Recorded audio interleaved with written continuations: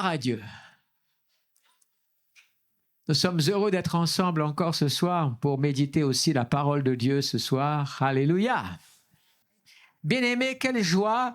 Vous savez, j'ai toujours la préoccupation de chercher le cœur de Dieu pour qu'est-ce que je dois partager dans sa parole et tout ça. Et j'avais ce message au départ.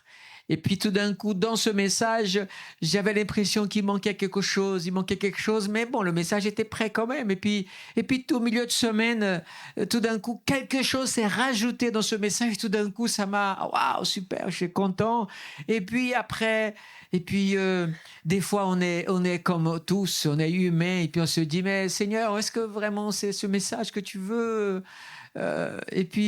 Et puis là, tout à l'heure, à la réunion, vous vous souvenez du chant qu'on a chanté comme pour le Saint-Esprit? On en a plusieurs, mais on a chanté un qui disait quoi?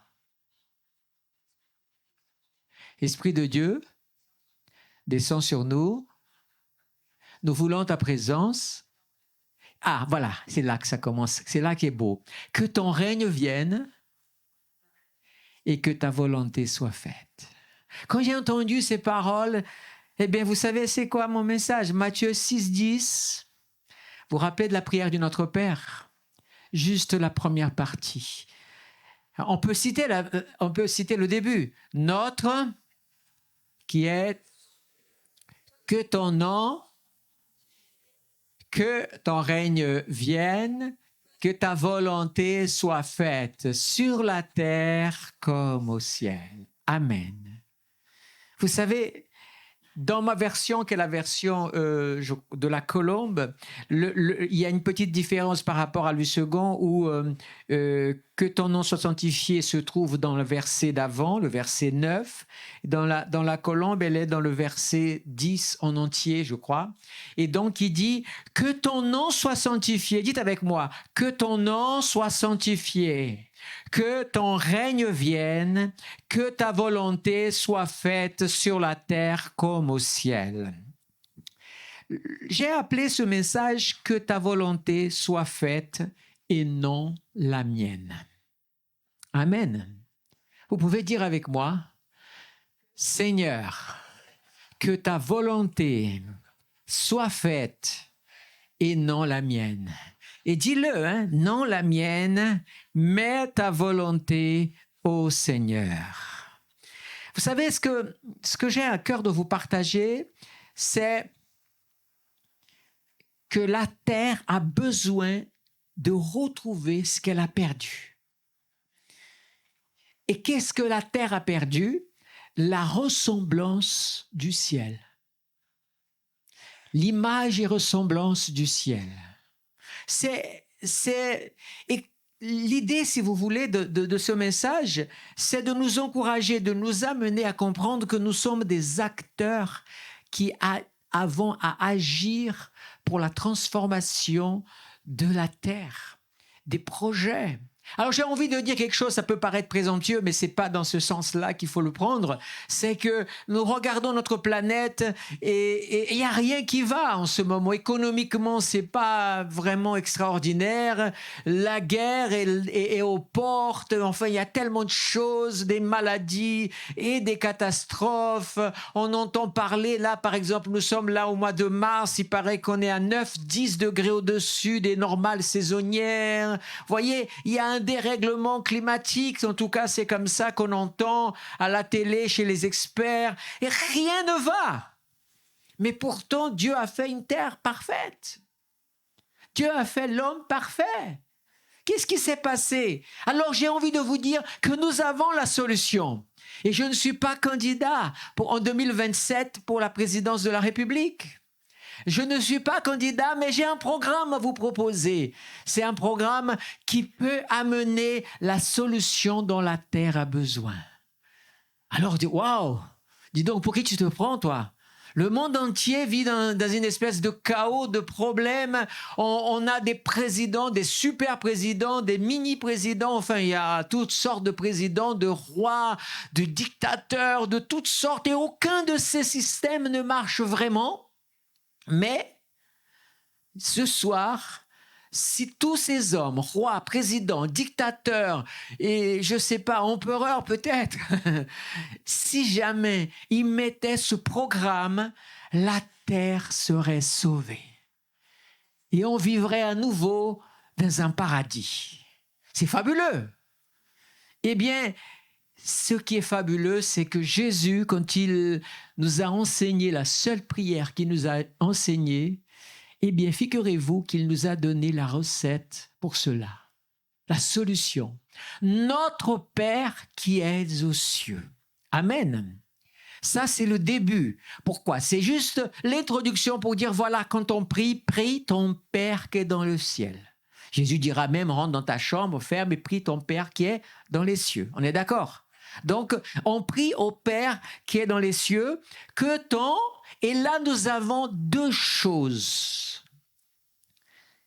qui, justement, ces deux choses sont nécessaires qu'on puisse les réparer, les retrouver, refaire, pour qu'enfin, la terre retrouve la ressemblance et l'image du ciel.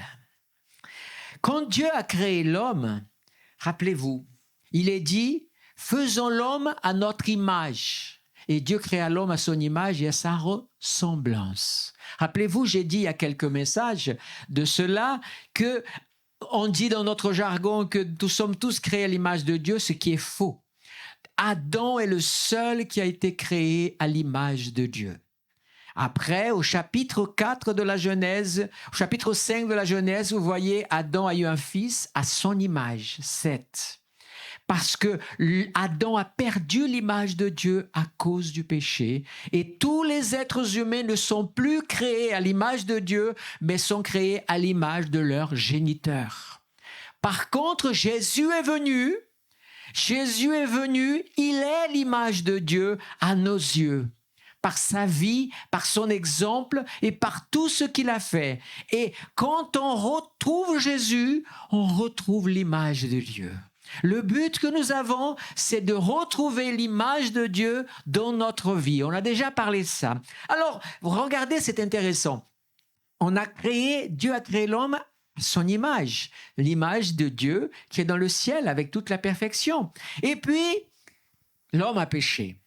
Alors Dieu a fait quelque chose d'intéressant. Quelques siècles plus tard, Dieu a créé un système d'un culte et surtout un tabernacle, et qui est à quoi? À l'image du ciel. Si vous regardez très rapidement l'image, je vais vous montrer, et pendant que je préparais ce message, j'ai eu à nouveau... Allez, je ne sais pas comment je peux dire ça, une compréhension à nouveau des 4 espaces qui comportent le tabernacle autour. Alors très rapidement, ce n'est pas le but de ce message, mais simplement de mettre ça bien devant nos yeux pour mieux comprendre ce qu'on va dire. D'abord, nous avons dans le tabernacle la partie qui est complètement extérieure. Si vous regardez l'image du tabernacle ou du temple plus tard, mais l'image du tabernacle est plus parlante encore parce que c'est moins moderne et c'est plus dans la révélation. Il est dit que donc il y avait une espèce de de mur fait avec des poteaux et donc des toiles qui fermaient. Donc à l'intérieur, ça c'est le parvis, mais à l'extérieur, il y avait le monde.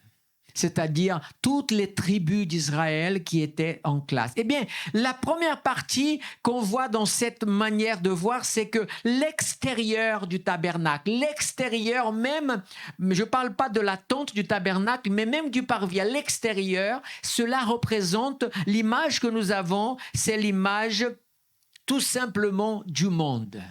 Le monde qui est séparé de Dieu et qui vit soit avec ses croyances, soit sans ses croyances. Ça, c'est la première image. Et puis, dans le tabernacle, après, nous avons cette comment dire, c'est pas un mur, le terme n'est pas mur, mais ça, c'est comme une séparation. Et c'est les poteaux qui sont tout autour, vous savez, avec une entrée. Et donc, quand on franchit cette entrée, on est de ce qu'on appelle le parvis. C'est la première partie de ce qu'on appelle vraiment le tabernacle, le parvis. Il y avait bien sûr l'autel pour les sacrifices et un grand bassin pour les purifications. Eh bien, vous savez à quoi j'ai vu comme compréhension de cet espace? Ça représente l'Église. Pas l'Église corps, mais l'Église, le lieu où on vient se retrouver pour célébrer le Seigneur. C'est le lieu où on vient faire quoi? Dans l'Église, on vient faire quoi? On vient adorer le Seigneur, mais on vient aussi offrir un sacrifice. Et puis on vient aussi, c'est à l'église généralement, je ne parle pas des choses qui sont plus modernes ou plus anciennes, je parle d'une façon plus générale. Comprenez bien, je parle de façon généralité et pas des exceptions ici et là, que je ne condamne pas et juge pas non plus. Mais je veux dire que c'est dans le cadre aussi du bâtiment. Par exemple, dans notre cadre, on a la chance d'avoir un baptistère. Donc généralement, la personne quand elle est baptisée aussi à l'église. Et je parle ici le mot église pour parler du temple, du lieu de l'adoration. Donc le parvis représente, si vous voulez, l'église, le lieu où les gens viennent. Et on pouvait venir au parvis, à la porte du parvis, et on apportait donc la brebis, le taureau, l'animal pour le sacrifice. Donc, quand on vient à l'église, quand on vient au temple, je parle bien du bâtiment ici, vous voyez les 2 colonnes qu'il y a chez nous ici, et tout le bâtiment, nous venons dans cet endroit, c'est un endroit qui a été préparé, on a prié pour que cet endroit soit un lieu où on se retrouve ensemble pour adorer le Seigneur. C'est bien ça. C'est bien le but, c'est rendre un culte à Dieu. On est d'accord? Donc c'est un lieu qui mérite aussi un certain respect, une certaine révérence quand on y est dans ce lieu, puisqu'on est rassemblés en son nom. Le deuxième lieu, c'est la tente elle-même. C'est ce qu'on appelle le tabernacle, la tente elle-même. Le premier espace, c'est le lieu qu'on appelle le lieu saint. Là, on trouve quoi? On trouve le pain, symbole de la parole de Dieu. On trouve le candélabre ou le chandelier qui est allumé, dont il y a l'huile et le feu, symbole du Saint-Esprit. Et on trouve bien sûr l'autel d'or qui est brûler les parfums qui symbolisent l'autel des prières. Ces 3 éléments que représente le lieu saint. Eh bien, le lieu saint représente toi, moi, comme temple de Dieu. Nous avons un chrétien dans la nouvelle alliance, il est lui-même le lieu saint de Dieu. Quand il a reçu Jésus, quand il a offert son sacrifice, il a reçu le sacrifice et quand il a été purifié, il devient le lieu saint de Dieu. Et qu'est-ce que nous avons pour maintenir la sainteté de ce lieu? Nous avons le pain de la parole de Dieu de notre vie que nous devons méditer tous les jours. Nous avons reçu le Saint-Esprit, gloire à Dieu. Dans notre vie, nous sommes oints par le Saint-Esprit et nous avons aussi comme relation avec Dieu une vie de prière avec laquelle nous pouvons dialoguer et avoir une intimité avec Dieu. Donc le lieu saint représente aussi tout simplement ta vie, ma vie avec Dieu. Tu es un lieu saint de Dieu. Amen. Et finalement, le 3e lieu, le plus secret, le plus difficile à atteindre dans l'Ancienne Alliance, c'est où il y avait ce grand rideau qui était très grand, très lourd à déplacer. Eh bien, et se trouve ce qu'on appelle le lieu très saint, où se trouve l'arche de l'Alliance, les chérubins. Et cet endroit représente le trône de Dieu, le ciel qui est là-haut. Alors quand je vous ai dit que Dieu avait donné cela, c'est parce que la Bible le dit. La Bible dit dans Exode que Dieu a parlé, tu dresseras le tabernacle d'après la disposition qui a été montrée sur la montagne. Moïse a passé 40 jours dans la présence de Dieu. Dieu a ouvert le ciel et il a vu comment c'était. Il a dessiné, il a écrit, il a fait tout ce qui était nécessaire avec la direction. Et quand il est descendu, il a dit, vous remarquerez quand vous lisez le livre d'Exode, le livre du Lévitique, le livre des Nombres, vous remarquerez, même de Deutéronome aussi, que tout était détaillé. La matière, la distance, tout, la couleur, les dessins, tout était d'après le modèle. Amen. Donc ça, je sais que c'est dans la parole de Dieu, parce que ça, je comprends dans la parole de Dieu. Et le livre d'Exode le dira aussi, pardon, pas d'Exode, d'Hébreux, nous rappellera aussi que cette image, eh bien, elle se trouve. Et comment je peux trouver une preuve? Dans le livre de l'Apocalypse, par exemple, le chapitre 8, il est dit qu'un ange vint se placer sur l'autel. Il tenait... Où est-ce que Jean se trouve quand il a cette vision? Il se trouve au ciel, on est d'accord? Donc il est en train de décrire ce qu'il voit là-haut au ciel. Et qu'est-ce qu'il voit? Il voit un autel. Et l'ange tient un encensoir d'or. On lui donne beaucoup de parfums pour les offrir avec les prières de tous les saints sur l'autel d'or devant le trône. Devant le trône. Regardez, dans le lieu saint, l'autel d'or, il avait une place très particulière. Elle pouvait être à la fois du côté saint comme du côté très saint. C'était simplement le rideau qui faisait ça, mais quand vous lisez, parfois on la trouve d'un côté et de l'autre, parce que la prière, c'est ce que nous avons de plus intime de notre vie pour une relation avec Dieu. Par la prière, et nous montons dans la présence de Dieu. Le Saint-Esprit nous amène, et parfois vous êtes ici, et parfois vous êtes là-haut. Parfois même certains sont transportés en esprit à la présence de Dieu et ont des révélations quand ils sont particulièrement dans le jeûne et dans la prière. Donc nous avons cet endroit et donc vous voyez Dieu a dessiné ce culte-là parce que quel est le désir de Dieu? C'est toujours que nous retrouvions l'image du ciel dans notre vie. Dans la nouvelle alliance, Jésus a ouvert par sa vie.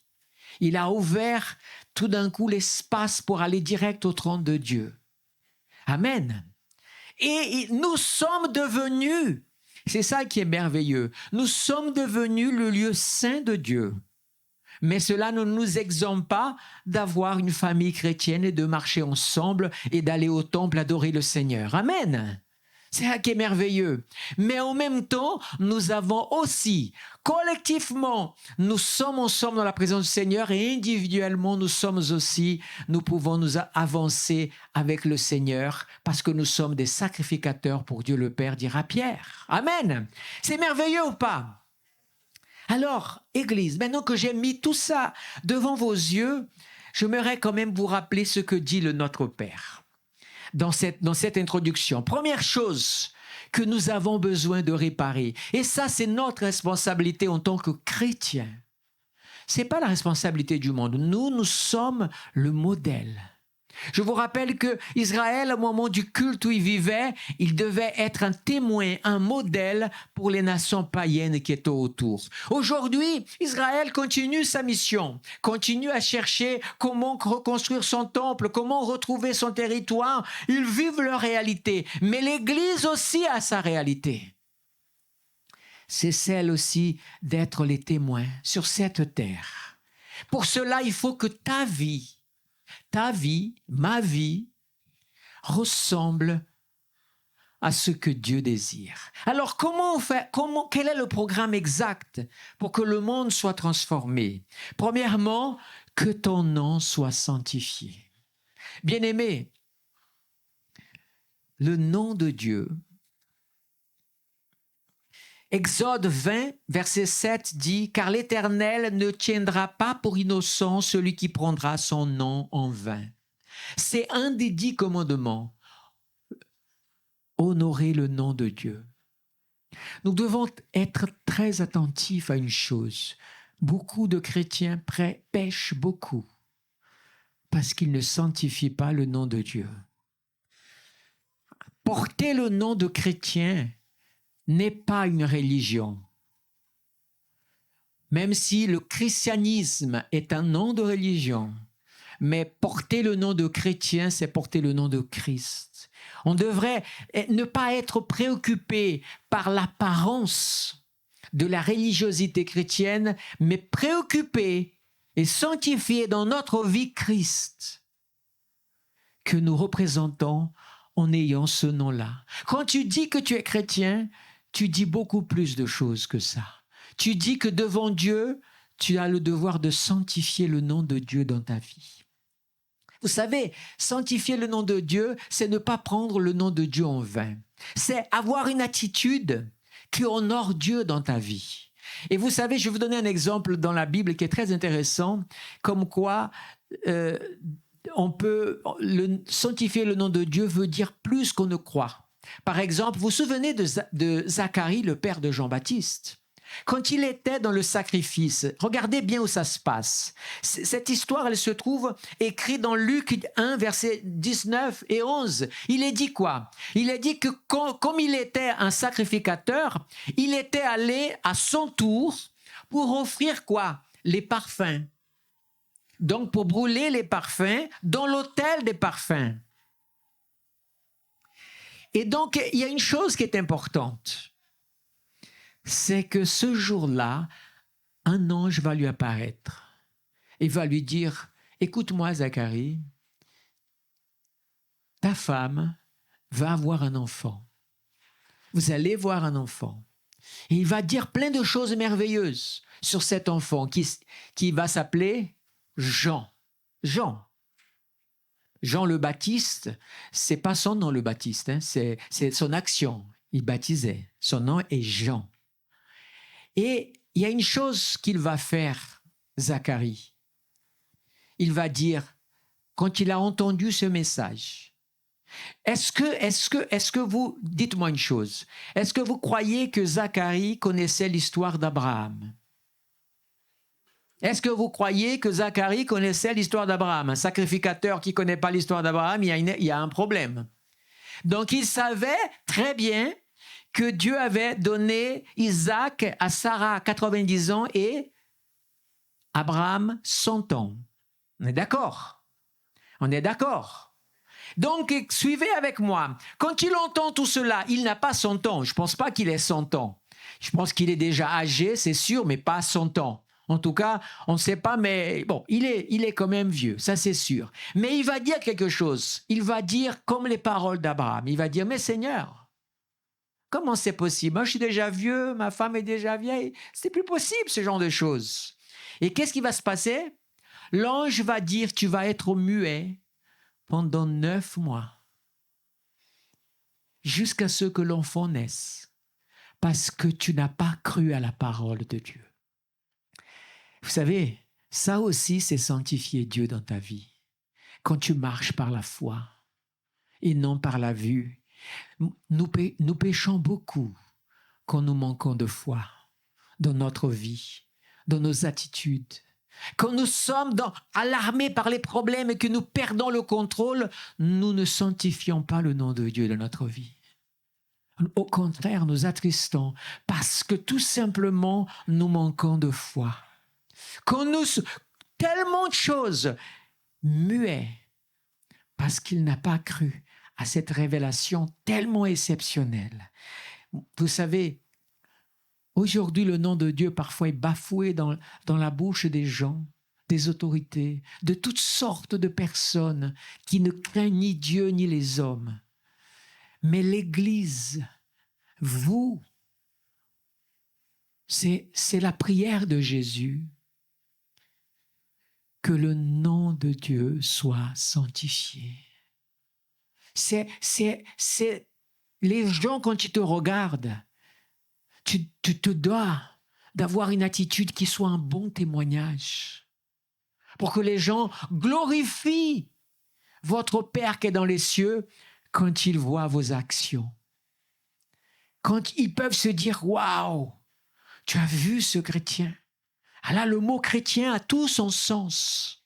C'est pas chrétien versus telle ou telle religion, c'est chrétien tout simplement celui qui suit Christ et qui sanctifie Dieu dans sa vie par son témoignage de vie. Donc la première chose, c'est nous repentir et amener les gens parfois à craindre Dieu dans leur cœur. Ok,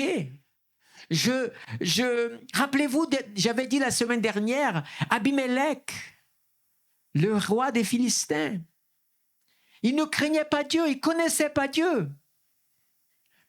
Rappelez-vous de ça. Et quand il a pris la femme d'Abraham, en fait, il craignait Dieu, mais il ne le connaissait pas. Et Dieu ne l'a pas tué ce jour-là parce que Dieu a dit, je sais que tu crains Dieu et c'est à cause de ta crainte que je te donne une chance de rendre la femme à cet homme parce qu'il est un prophète. Vous voyez, quand il y a la crainte de Dieu dans notre cœur, nous sanctifions Dieu. Mais aujourd'hui, où est passée la crainte qui m'est due? Il est dit dans l'Ancien Testament. Où est passée la crainte qui est due à Dieu? Aujourd'hui, nous nous exerçons à la manque de crainte par une autre chose qui s'appelle la manque du respect. Nous ne respectons pas une autorité, nous ne respectons pas parfois nos propres parents, nous ne respectons pas nos autorités, qu'elles soient spirituelles ou autres. Et ça ne glorifie pas Dieu. Parce que c'est dans les petites erreurs que nous apprenons à faire les grandes erreurs. Les gens commencent par ne pas craindre. Vous savez, les parents à la maison, ensuite, quand ils grandissent, ils n'ont pas de respect non plus pour leurs professeurs d'école. Quand ils grandissent, ils ont moins de respect pour leurs patrons. Et ainsi de suite. Alors vous allez me dire, oui, mais le monde dehors ne donne pas l'exemple. Mais ça, si nous devons caler les choix de notre vie en regardant les erreurs des autres, alors nous ne sommes qui? Rien de plus que comme tout le monde. Mais si nous sommes des enfants du Seigneur, notre modèle est Dieu. Notre modèle, c'est Christ. C'est lui qui doit. Est-ce que Christ, lui, il est un modèle? Paul, qui était un homme de Dieu avec toute une autorité, quand il était à Jérusalem et qu'un des dirigeants a parlé contre lui, Paul a manqué de respect. Tout d'un coup, on lui a rappelé, mais tu sais que c'est le souverain sacrificateur. Paul a dit, je demande pardon, je ne savais pas que j'étais en train de manquer de respect. Vous voyez, malgré tout le désaccord que Paul avait avec ce souverain sacrificateur, ce sacrificateur de cette époque et tout ce qui se passait, mais il n'a pas franchi dans le respect parce que ce respect était en lui. C'est à nous d'avoir, c'est comme ça que nous sanctifions le nom de Dieu. La sainteté a besoin de revenir sur terre. Aujourd'hui, on ne respecte plus rien du tout. Dans les plus hautes sphères de notre société, on voit le manque de respect. La rébellion et tellement de choses. Vous vous rendez compte? Ça, c'est notre société. Mais c'est une société qui ne craint ni Dieu ni les hommes. Mais Église, chrétien, toi, c'est différent. Ton modèle, c'est Christ. Et le modèle que Christ nous a laissé, c'est un modèle complètement différent. Alors, le sanctifier soit son nom, c'est tout cet engagement. C'est pas simplement « Oh, Dieu très saint », c'est pas une prière avec des mots très révérencieux. Non, c'est une vie qui reflète le respect, l'amour, la soumission à la volonté du Seigneur, en sachant que Dieu est Dieu. Alléluia. Dieu n'est pas un Dieu, il est le seul et unique Seigneur. Qu'on respecte ceux qui ne croient pas ou ceux qui croient différent, c'est une chose. Mais la question, c'est toi, est-ce que tu le connais? Alléluia. La deuxième chose, c'est que ton règne vienne. Vous vous rendez compte que l'une chose dépend de l'autre. Pour que le royaume de Dieu vienne, il faut que ça commence tout simplement pour que le Père du royaume, le Seigneur, puisse venir lui-même et qu'il trouve un lieu où il y a le respect. Amen. Dites-moi une personne, n'importe quelle personne, dans n'importe quel lieu, si elle est une autorité et qu'elle va dans un lieu où elle sait que les gens qui sont là vont la respecter, est-ce que la personne ne vient pas volontiers? Mais par contre, je peux vous assurer que quand une personne, qui qu'il soit, mais si on lui dit dans cette région, si tu mets les pieds, tu vas sortir les pieds devant, tu vas sortir humilié, tu vas sortir, est-ce que la personne va y aller? Parce qu'il sait que les gens qui sont là ne vont pas l'accueillir, ne vont pas la recevoir, au contraire, vont même faire pire. Dieu est pareil. Comment Dieu pourra-t-il descendre son royaume? L'Église, c'est nous qui amenons le royaume de Dieu sur la terre. Parce qu'il faut que le royaume de Dieu soit déjà en nous. Amen. Que ton royaume, que ta prière, Seigneur, que ton nom soit sanctifié par mes attitudes, par le respect que j'ai à Dieu, par ma dévotion que j'ai à lui. Mais aussi que son royaume vienne. Parce que je vous rappelle que la Bible dit que le même esprit qui habitait Christ est le même esprit qui habite en vous ou qui veut habiter en vous aussi. Si vous avez l'esprit de Dieu, vous avez Dieu dans votre vie. Et ça veut dire que vous avez pris l'image de Christ comme modèle. Alléluia. Alors, qu'est-ce qui va se passer? Je ne vais pas prolonger plus sur cela, mais à ce moment-là, que ta volonté soit faite sur la terre comme au ciel. Troisième point, et c'est la clé de ce message de ce soir. La volonté de Dieu et pas la mienne. Alors, prenons l'exemple, puisque nous avons Jésus comme modèle, comme exemple pour notre vie. Quelques versets comme ça pour nous rappeler l'importance de chercher à faire sa volonté et non la nôtre, et accepter, nous, d'être transformés à son image. Comment je peux faire pour être transformé à l'image de Dieu? Pour que son nom soit sanctifié, pour que son règne vienne et que sa volonté soit faite. C'est justement là. Alors, Ésaïe 53, 10, il est dit, « Il a plu à l'Éternel de le briser par la souffrance. » On parle de qui ici? De Jésus. Après s'être livré en sacrifice de culpabilité, il verra une descendance et prolongera ses jours. Et écoutez ça. Et la volonté de l'Éternel s'effectuera par lui. Toujours Jésus, parce que c'est lui le modèle. Philippiens chapitre 2, versets 6 à 9. Lui dont la condition était celle de Dieu. On parle de Jésus encore. Il n'a pas estimé comme une proie arrachée d'être égal avec Dieu, mais écoutez bien, il s'est dépouillé lui-même en prenant la condition d'esclave, en devenant semblable aux hommes après s'être trouvé dans la situation d'un homme. Il s'est humilié lui-même en devenant obéissant jusqu'à la mort sur la... Est-ce que ça vous parle? Parce que quel est le but de ce message? Seigneur, comment je peux faire pour que je ne marche plus selon ma volonté, mais selon ta volonté? C'est le défi de l'Église numéro 1 aujourd'hui.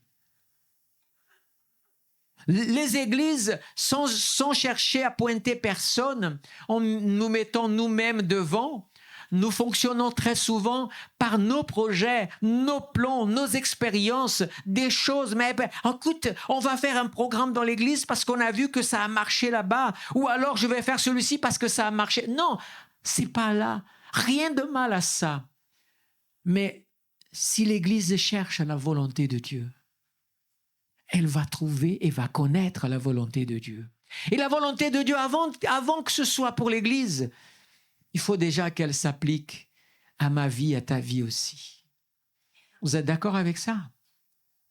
Alors vous allez voir.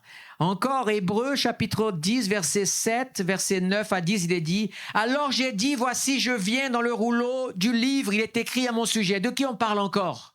De Jésus. « Pour faire, ô Dieu, ta volonté. » Puis il dit, voici je viens pour faire ta volonté. Deuxième fois. Il abolit donc le premier culte pour en établir un second. Et c'est en vertu de cette volonté que nous sommes... Alléluia. Je vous ai dit tout à l'heure qu'il y avait le lieu saint. Mais aujourd'hui, le lieu saint, dans le christianisme, c'est chaque chrétien qui doit être un lieu saint. Et dans ce lieu saint, comment on le trouve? On doit trouver la parole de Dieu dans ta vie. Si tu ne lis pas la parole de Dieu, ton âme meurt de faim. Si tu ne connais pas la parole de Dieu, tu n'écoutes pas la parole de Dieu. Même là, aujourd'hui, je suis en train de vous nourrir de la parole de Dieu. Voyez, mais si on n'a pas soif de la parole, faim de la parole de Dieu, comment peut-on être sanctifié? La parole nous sanctifie. Amen. Et le Saint-Esprit, comment être un chrétien sans le Saint-Esprit? Que tu ne crois pas au parler en langue ou au grand mystère des guérisons comme certains frères l'ont, mais ils croient au Saint-Esprit dans leur vie. Très bien, mais il faut que le Saint-Esprit habite ta vie. Il est venu pour ça. Il n'est pas venu simplement inaugurer la Pentecôte et ensuite il est rentré au ciel. Non, je serai avec vous tous les jours, jusqu'à la fin du temps. Et qui est avec nous tous les jours? Jésus est à la droite du Père. Le Père est dans le trône de gloire. C'est le Saint-Esprit. Le Saint-Esprit, qu'est-ce qu'il nous fait? Il nous sanctifie. Amen. Et comment je peux dialoguer avec Dieu? Puisque j'entends la voix de Dieu par sa parole. J'entends la voix de Dieu par les révélations, le Saint-Esprit, les dons et les fruits du Saint-Esprit. Mais j'ai besoin aussi d'avoir un dialogue avec Dieu. J'ai besoin, et c'est la prière. Ce sont ces trois éléments qui font qu'un chrétien se sanctifie. Et quand ces trois éléments sont dans sa vie, pas déséquilibrés. Il y a des chrétiens qui disent « Ah, mais moi, j'aime beaucoup la parole, mais j'aime pas la prière. » Tu es simplement un chrétien déséquilibré. Mais tu as besoin de chercher un équilibre pour être dans la sanctification. Ah, mais moi, je prie, mais ne me demandez pas de comprendre la parole. Tu es un chrétien déséquilibré. Parce que le Saint-Esprit, il viendra manifester la gloire du Père par ces deux éléments, prière et parole. Alors le Saint-Esprit sera là dans ta vie. Quel est le travail du Saint-Esprit à ce moment-là?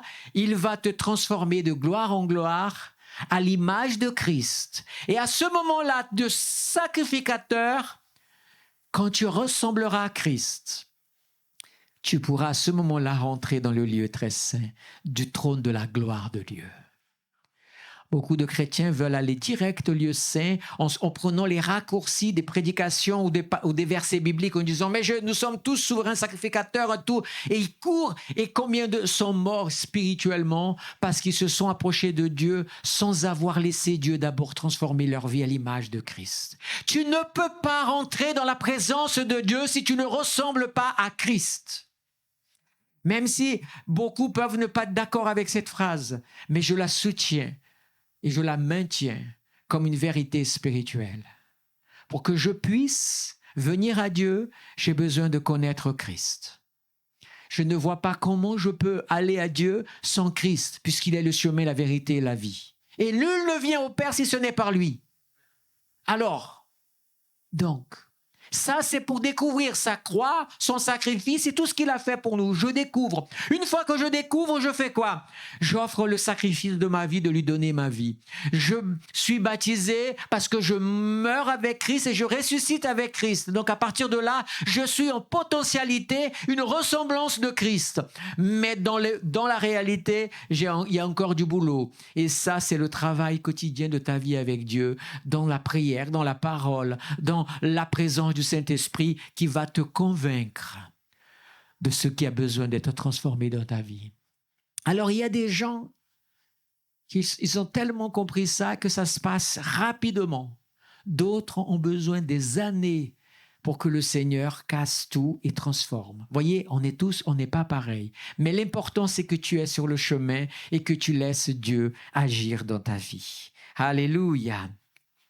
Il est dit dans la parole de Dieu, « Quiconque me dit Seigneur, Seigneur n'entrera pas forcément dans le royaume de Dieu. » Ça, c'est Matthieu 7, 21. Qui est-ce qui va rentrer? Mais celui-là seul qui fait la volonté de mon Père qui est dans les cieux. Amen. Vous voyez, pour entrer au ciel, il faut faire la volonté de Dieu. C'est simple que ça. On ne peut pas dire, ouais, maintenant je suis chrétien, etc. Je vais faire ma volonté. Moi, je sais qu'on va faire comme ça. Non, non. C'est ça la difficulté que nous avons tous d'une manière ou d'une autre. C'est ce qu'on appelle mourir à notre nature ancienne pour que Christ vraiment vive en nous. Jean chapitre 6, 38, c'est toujours Jésus, hein? Car je suis descendu du ciel pour faire non ma volonté, mais la volonté de celui qui m'a envoyé. Amen. Jean 4, 34, Jésus leur dit, ma nourriture est de faire la volonté de celui qui m'a envoyé et d'accomplir son œuvre. Est-ce que tu as faim? Je prie pour que tu aies faim de faire la volonté de Dieu dans ta vie. Amen. Jean 5, 30, moi, je ne peux rien faire par moi-même. Selon ce que j'entends, je juge et mon jugement est juste. Parce que je ne cherche pas ma volonté, mais la volonté de celui qui m'a envoyé. Pourquoi je lis tous ces passages, bien-aimés? Parce que vous ne voulez pas me croire. Ne me croyez pas, humainement parlant, mais croyez Jésus. Nous ne pouvons pas continuer à résister au Saint-Esprit par nos entêtements, à vouloir faire les choses selon nos propres désirs. Combien de chrétiens ont des langages qu'on se dirait même, sont-ils chrétiens encore? Ont-ils compris tout ce que ça veut dire? Non, mais moi, on ne va pas me dire ça, comment faire, on ne va pas me dire ça, on ne va pas me dire ça. Moi, je vais faire comme ça, je vais faire comme ça. Je ne vois pas Jésus dire ça. Je ne vois pas Jésus dire ça. Dans toutes les paroles de Jésus, je vois un homme sur terre, parce que Jésus était un homme de chair et d'os. Et qu'est-ce qu'il avait? Toutes ces paroles étaient les siennes. Rappelez-vous cet épisode dans Matthieu 26, 39, Jésus au Gethsémani. Est-ce que Jésus voulait souffrir ce qu'il a souffert? Si c'est possible, Père, éloigne-toi de moi cette coupe. Mais, il a ajouté, j'ai envie de dire une chose. Merci Seigneur Jésus d'avoir ajouté cela. Sinon, nous étions perdus. Et le salut aurait été un échec. Si Jésus avait dit, Père, je sais ce que je vais souffrir et je refuse de souffrir. Et il avait le droit de le faire. Quand Pierre a tranché l'oreille du soldat, qu'est-ce que Jésus a dit? Si je voulais échapper, 12 légions d'anges venaient régler le problème. Est-ce que par hasard, on ne devrait pas trembler et dire, Seigneur, mais on est passé à ça, de rater tout, si Jésus n'avait pas gardé le cap, de mourir à lui-même pour faire la volonté du Père. Que ce ne soit pas ma volonté, mais que la tienne. Alléluia. Alors je me tourne. Encore une dernière parole de Jésus. En effet, quiconque fait la volonté de mon Père qui est dans les cieux, celui-là est mon frère et ma sœur et ma mère. Matthieu 12, 50. Donc, tu ne fais pas la volonté de Dieu, tu fais ta volonté et tu peux dire que tu es chrétien, tu te trompes, tu ne l'es pas. Tu es un croyant. C'est différent. Et enfin, 2 passages pour nous, elles se trouvent en Romains pour moi, d'abord pour vous. Romains 15, 1 et 3 dit « Nous qui sommes forts, nous devons supporter les faiblesses de ceux qui ne le sont pas et ne pas chercher ce qui nous... » C'est ça, vous voyez ou pas? Nous plaît. Combien d'entre nous sommes préoccupés par faire ce qui nous plaît? Ah, je chante à la chorale, je dirige le groupe de ceci, je dirige là. Ah, on ne chante pas comme j'aimerais qu'on chante. On ne prêche pas comme on voudrait que je prêche. Oh, l'Église ne fait pas le programme que je voudrais. Combien ce genre de problèmes existent pratiquement dans toutes les églises dans le monde? L'Église est minée parce que les chrétiens n'ont pas compris que c'est la volonté de Christ. Alors le débat, bien sûr, on peut rentrer. Ouais, mais il y a des pasteurs qui sont ci, cela. Oui, il y a des pasteurs qui sont ci, cela, c'est vrai. Il n'y a rien de parfait. Mais si chaque pasteur et chaque chrétien commence à faire, à chercher, à arrêter leur volonté pour la volonté de Dieu, alors l'Église deviendra un paradis sur terre. Et ce paradis va grandir. Et tout d'un coup, les gens vont dire « Waouh, je veux la même chose que vous. » Et le royaume de Dieu peut commencer. L'Église est la première à être en échec sur terre depuis 2000 ans. Quand vous voyez l'Église, l'histoire de l'Église, Et là, j'en vais enlever le mot église pour mettre la religion. Nous voyons quoi? Des guerres. Des guerres. Ce que je dis ici n'est pas un jugement, c'est simplement raconter l'histoire. L'Église a été persécutée et ensuite elle est devenue persécutrice. Voilà. C'est horrible. Prenons l'exemple même des protestants. Cathos, protestants, tu fait la guerre, tués, persécutés. Les protestants étaient... ces cathos-là, comme on dit, ont été persécutés. Après, ils sont devenus persécuteurs. Et puis les protestants ont été persécutés. Après, ils sont devenus persécuteurs aussi. Et oui, parce que quand il y avait des mouvements autres que leur, par exemple, sur le baptême, ça a été un problème et ça a été... L'histoire. Il suffit... Moi, j'aime l'histoire de l'Église parce qu'elle me rappelle la réalité d'où je viens. Elle me montre qu'entre la source et maintenant, l'eau s'est polluée d'une façon incroyable. Et nous avons besoin de retrouver, dans ces temps si difficiles, notre identité en Christ. Et pour retrouver notre identité en Christ, c'est pas en faisant des choses gigantesques. C'est pas en moi qui ai tout d'un coup un grand pouvoir spirituel qui va vous toucher et vous allez être transformé. Non. C'est beaucoup plus simple que ça. C'est chacun d'entre nous qui va se remettre en question concernant ses propres désirs et sa propre volonté. Et laisser la volonté de Dieu. Pourquoi nous avons la parole? Parce que la parole, elle nous guide. Alléluia. Nous qui sommes forts, supportons ceux qui sont faibles.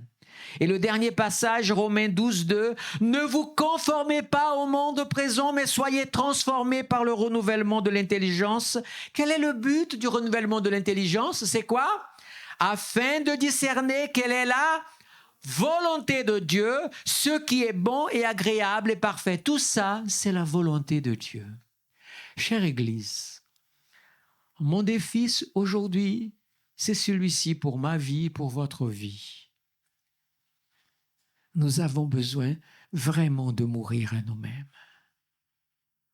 D'arrêter avec toujours nos, comment on peut dire ça, nos crises. Parfois, je conçois que beaucoup de crises sont le résultat parfois de traumatismes, de choses spirituelles. Mais j'aurais préféré que toi, tu te remettes en question devant Dieu et tu demandes de l'aide pour être libéré peut-être de traumatismes, de tellement de choses liées à ton âme même. Mais nous avons besoin, Église, nous avons besoin d'apprendre à ressembler à Jésus-Christ. C'est pas devenir parfait, ressembler à Jésus-Christ. Parce que nous ne sommes pas le Christ lui-même, mais nous sommes l'image. C'est cette image que nous avons besoin de retrouver, cette image et cette ressemblance. Moi, tous les jours, Seigneur, de temps en temps, vous savez, parfois il m'arrive de prier sur des sujets, des choses de cœur, de sentiments. Vous savez, ces sentiments que nous avons tous, qui parfois sont cachés dans les cœurs. Et tout d'un coup, je me suis dit, waouh, super! Merci Seigneur pour la victoire, je n'ai plus ça. Et puis, c'est incroyable comme la nature humaine est difficile. Et puis parfois, il se passe un temps et puis vous avez quelque chose qui se passe et tout d'un coup, vous voyez qu'il y a quelque chose qui veut ressurgir à nouveau. Eh bien, vous savez, c'est quoi le travail à faire? C'est de dire, moi je fais comme ça, si vous me permettez de donner juste cet exemple. Je dis, comment Douglas? Je croyais que tu avais dépassé ça. Quoi, c'est revenu encore? Non, Seigneur, je veux pas. Je veux pas ce sentiment dans mon cœur.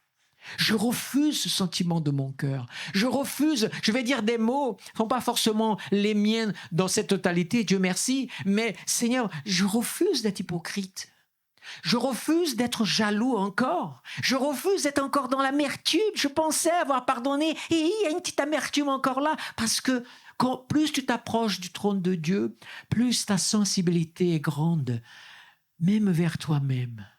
Et qu'il n'y a pas quelque chose de plus merveilleux que j'ai appris, c'est de laisser sa volonté pour que Dieu la transforme. Seigneur, ma volonté, c'est de faire ça, mais ta volonté n'est pas ça. Ma volonté, Seigneur, serait d'envoyer balader telle personne. C'est de dire les 4 vérités à un autre. Une vérité, c'est de prendre un coup de bâton et de me venger d'un autre. Ça, c'est l'humain. Mais quand tu es transformé, ce n'est plus ta volonté. Parce que l'exemple de Jésus, c'est que Jésus ne voulait pas. Le Jésus qui était sur cette terre, quand il a senti dans le jardin de Gethsémani qu'il a prié, qu'il y avait des gros mots de sang qui coulaient, son âme était dans une angoisse comme aucun être humain ne peut vivre ce genre d'angoisse.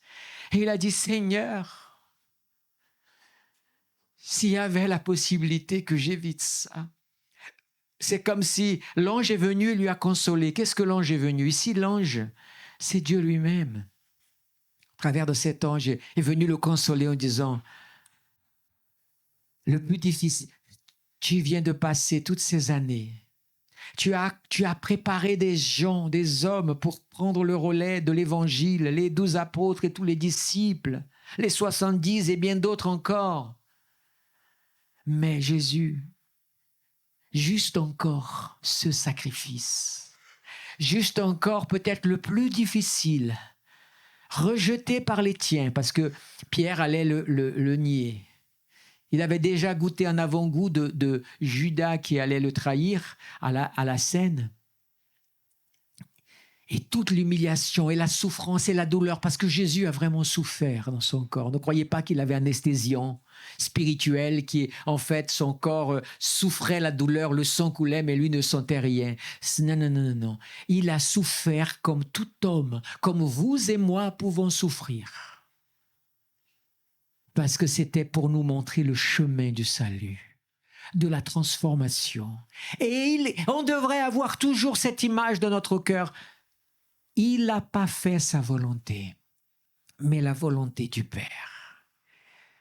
Qui suis-je pour résister encore au Saint-Esprit et vouloir encore que ce soit ma volonté qui se fasse?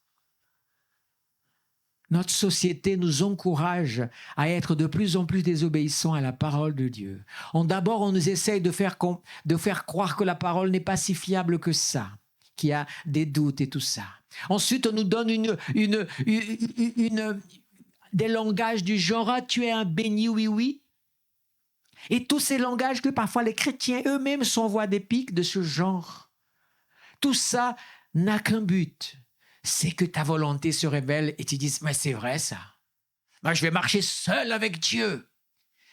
Le jour où tu me prouveras dans la Bible que c'est la volonté de Dieu qu'un chrétien marche tout seul avec lui en étant complètement coupé du reste du corps, il faut que je déchire la Bible alors.